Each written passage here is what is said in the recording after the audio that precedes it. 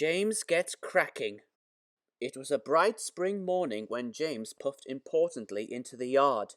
The Fat Controller had an unusual job for him today. "Well done, James," he said.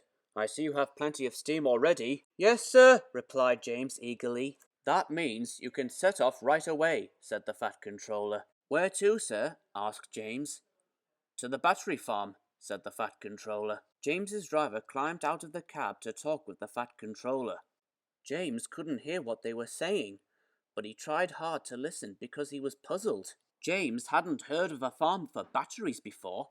He had seen the signalman put batteries in his transmitter radio to listen to the weather forecast, but he didn't think they came from a farm. James was soon pulling hard up the hill away from the station yard.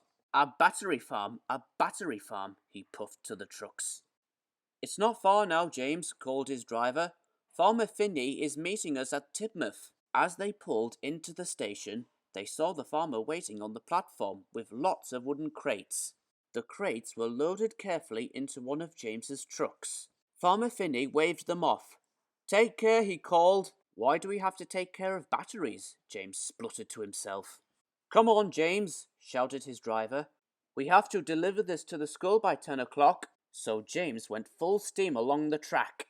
But there was something up ahead. A line of hens were flapping about on the track. "Stop! Stop! Stop!" called James as his driver leaned hard on the brake lever. With a bang and a clunk, James stopped just in time.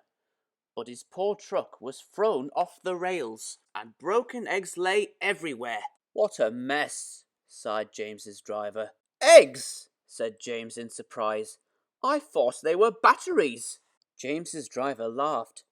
"Farmer Finney keeps hens and chickens who lay lots of eggs. That sort of farm is called a battery farm," he explained. James did feel silly. They were interrupted by the sound of Terence the tractor.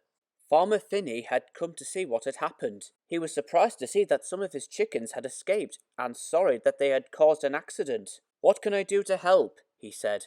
"You could deliver some more eggs to the school while we get help," suggested James's driver.